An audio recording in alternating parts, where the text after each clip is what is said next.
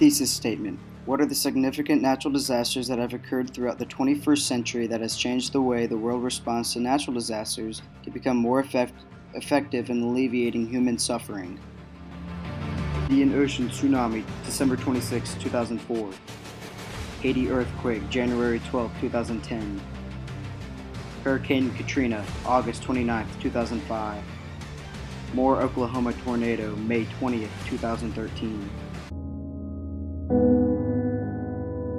Indonesia was the hardest hit with 167,000 people killed. Over 227,000 people have been confirmed dead, making this the fourth largest death toll from an earthquake tsunami in recorded history.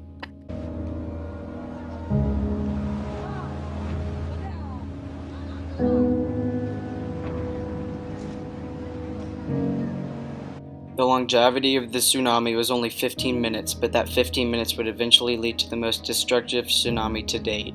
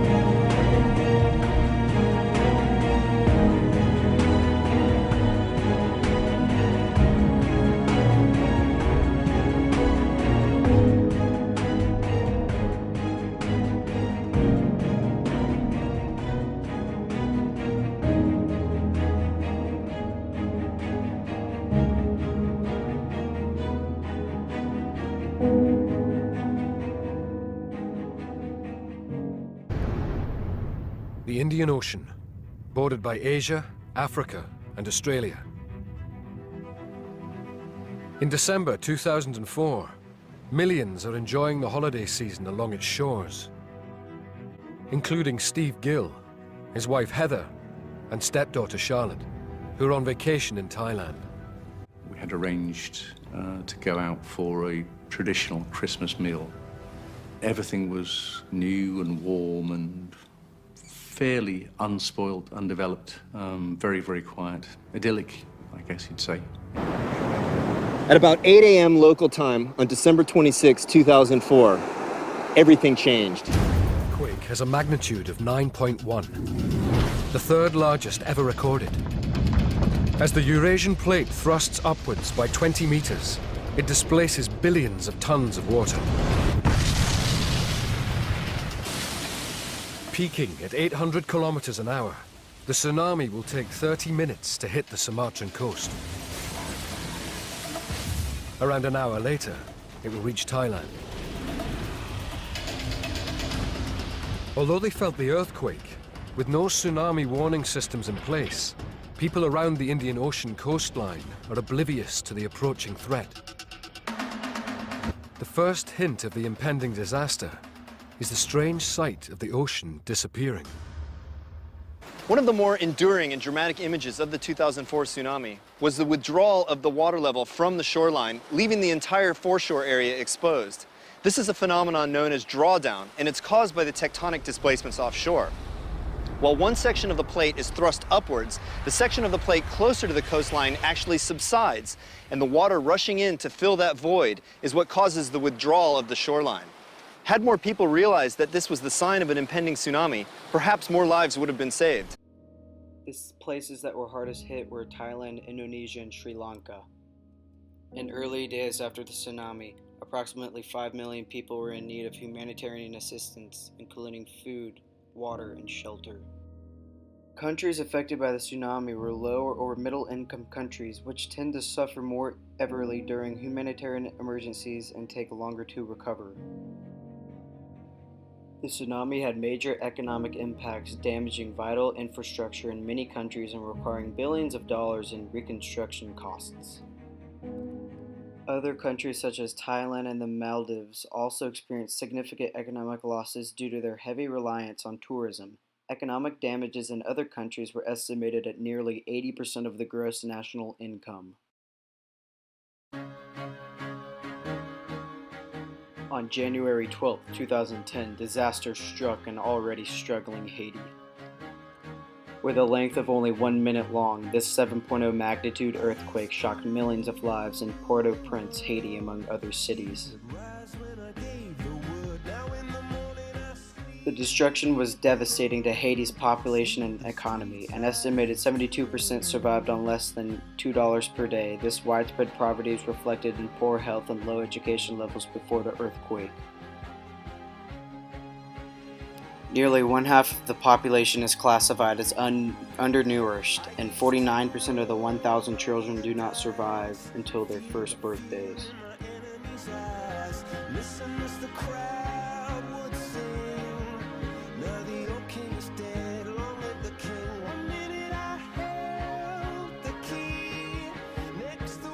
Haiti also had one of the region's worst HIV/AIDS epidemics. More than 2% of the adults were infected with HIV and is increasing.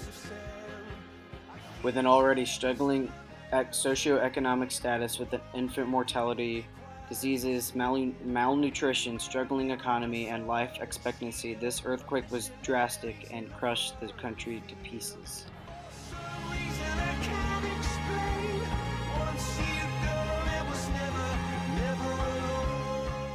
Life expectancy at birth is 62 years for a Haitian woman and 50 for men, which is lower than any other country in Latin America.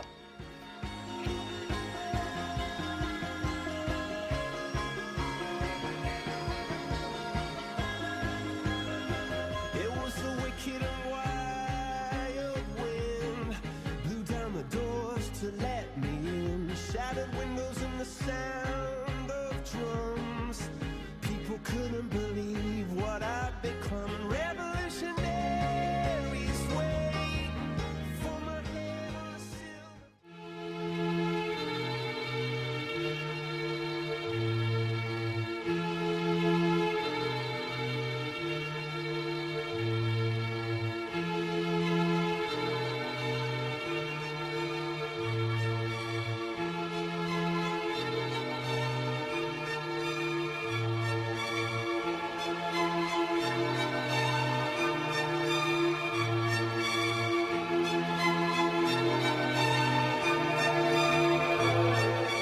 Hurricane Katrina was the costliest storm in U.S. history. The storm cost between $100 billion and $125 billion worth of damage. Katrina hit ground in New Orleans, Louisiana, which was not a particularly good environment for business before Katrina. Few major businesses were located in the city. To make matters worse, the population and area was particularly vulnerable to the storm because New Orleans sat below sea level and was covered by marsh.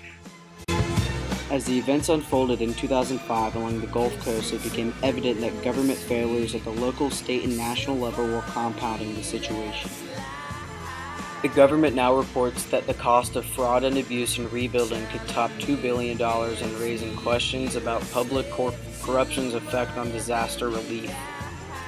The goal is to learn from the natural experiment of Hurricane Katrina and specifically to learn about what consists a robust political economy and help solve the problems of economic development.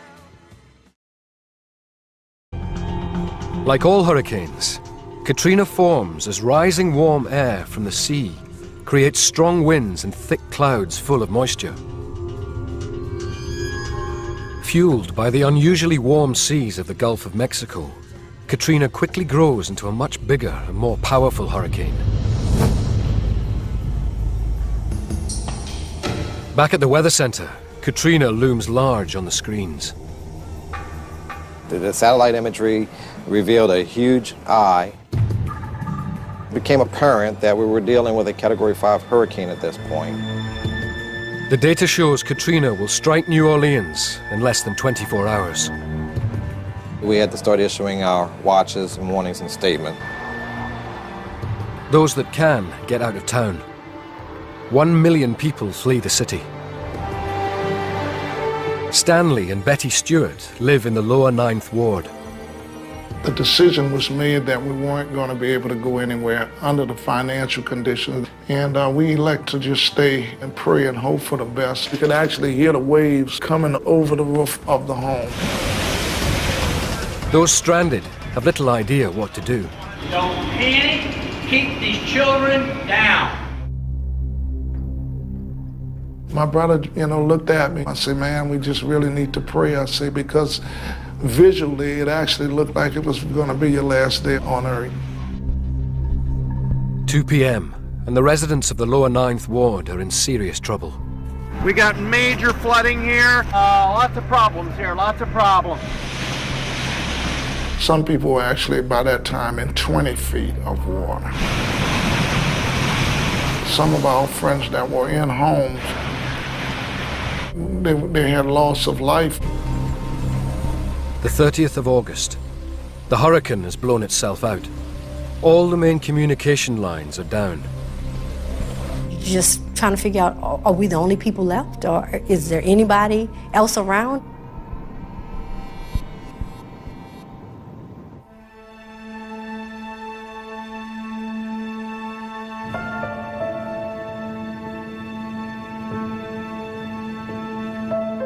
With most of New Orleans underwater, the emergency services are left floundering. To sum things up, this hurricane taught the U.S. government and natural disaster protection agencies to have better alarming systems and to be better prepared for a future storm. But the everlasting scar from this storm will forever live with the lives that experienced Hurricane Katrina.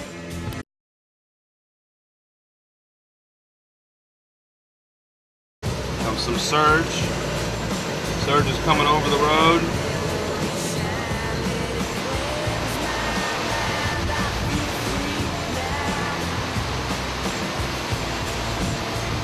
These walls are going to start coming in. Yes.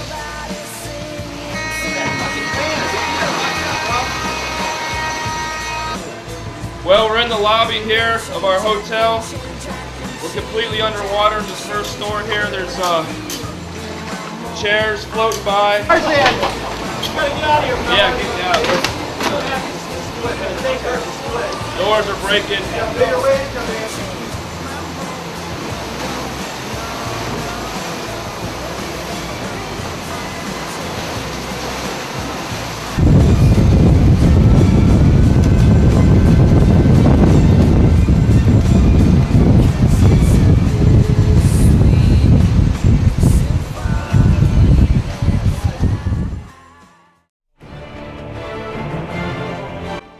Though the death toll or injuries for this disaster were small and minute compared to the others, it was still a disastrous storm for its short length of travel and its height, length, width, and its ability to be unpredictable.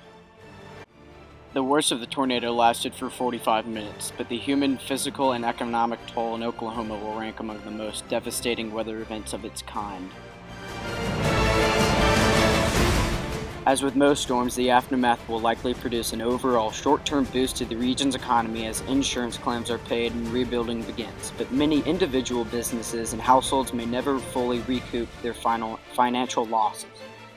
The tornado will most likely fall at number 3 on the list between the 2011 Joplin, Missouri twister, which cost $3 billion, and the 1999 Moore, Oklahoma tornado, which costed $1.5 billion. The twister, with winds clocked in at 318 miles per hour, the fastest ever recorded, left a path of destruction that killed 46 people and damaged or destroyed more than 8,000 homes. The National Weather Service said the Moore twister produced winds of up to 300 miles per hour, putting it at the most powerful category of a tornado. The National Weather Service and storm chasers / navigators are now working harder than ever to be better equipped and prepared for tornadoes like these with advancements in technology and understanding.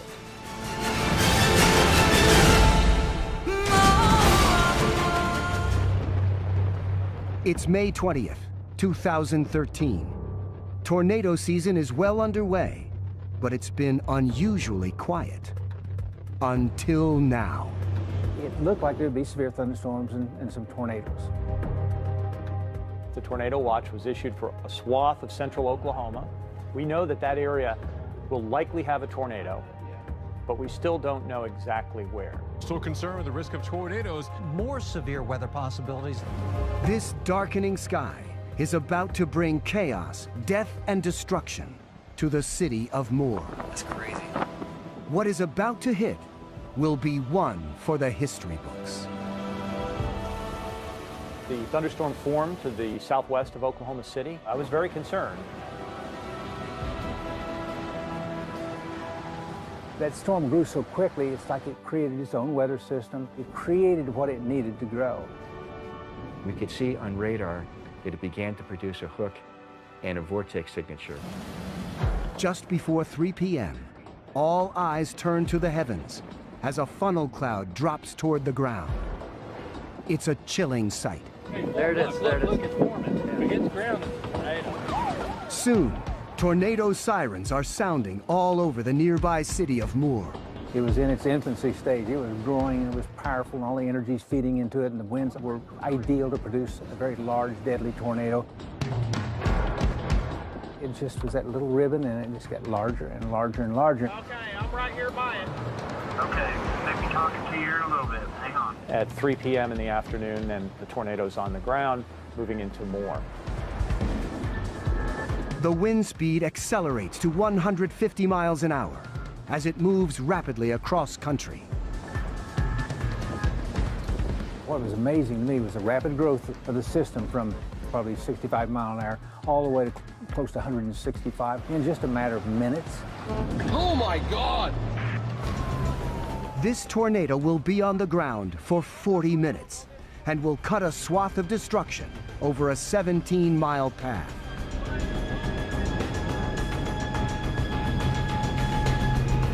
Holy moly, that's insane!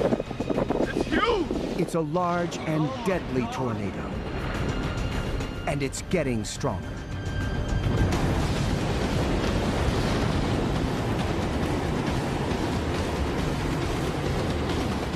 Near the core of that tornado, your wind speed may be approaching 200 miles an hour.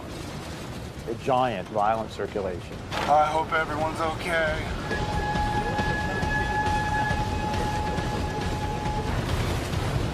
Within minutes, hundreds of homes are destroyed. Now nature's fury has turned its sights towards even more vulnerable and precious targets. Briarwood Elementary School in Moore takes a terrifying hit as winds exceeding 200 miles an hour rip it apart. Miraculously, all its staff and children survive. But at nearby Plaza Tower Elementary School, terror turns to tragedy as 7 children die, despite the heroic efforts of their teachers to shield them from harm. The building was collapsing on some of us and we heard glass shattering. We laid on top of our kids and we did whatever we could. Oh God, there's so much debris in the air! Soon afterwards, the tornado plows into the Moore Medical Center. The roof and upper floors are ripped from the building, but patients and staff survive. This is right now, it's part of the damage is occurring right along 19th Street and Moore. It's occurring on Penn Lane. I think I've seen 2 cars get picked up off the bridge and thrown in the air. This thing is violent. It's so big I can't fit the whole thing in my viewfinder. Finally, about 40 minutes after the tornado touched down, it clears the city limits. Then, soon after, weakens and dies out. Houses are leveled. In this city of almost 60,000, the tornado claimed 24 lives, including 10 children. Nearly 400 others were injured.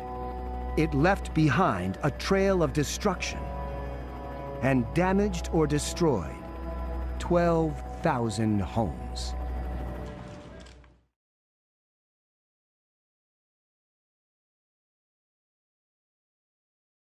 Most forecasters believe that a breakthrough will only come by unlocking more detail on exactly how a tornado forms. Howie Bluestein and his team intend to do just that. They've installed a new Doppler radar to carry on their truck. If they catch a tornado, it could get them enough data to refine the computer models that they use to predict future storms. What people are trying to do is to take weather data and put it into a numerical model, and then let the numerical model produce tornadic thunderstorms. So then you can issue a forecast and say, there's a 20% chance that in your neighborhood, 4 hours from now, you might get a tornadic thunderstorm. The main question concerns rotation, as Chris Weiss explains inside a tornado simulator at Texas Tech. To get a tornado, we need that storm to acquire supercell attributes. That just means that the wind is coming from different directions and speeds with heights. The supercell storm starts with air crashing and spinning, mostly in a horizontal direction. To turn into a tornado, it needs to go vertical. We need to have an updraft, an area of very quickly moving air, pulling the air upwards very quickly. And what that does is it takes the spinning air and it stretches it in the vertical. So you can imagine that, say you had one of those Chinese finger trap toys and you pull on it on both ends, it constricts that axis of rotation and makes it spin faster. That helps us explain most of how tornadoes form, though we don't have a good handle necessarily on the mechanisms that create that spin near the ground though. And that's where a lot of the research is focused at the moment. To sum things up, I believe that the most significant natural disasters that have completely changed and taught us ways to alleviate human suffering from these events in the 21st century are the 2004 Indian Ocean tsunami, the 2010 Haiti earthquake, Hurricane Katrina 2005, and 2013 Oklahoma tornado, because each storm created more knowledge and precautionary systems for their posterity to make sure they do not suffer from these experiences.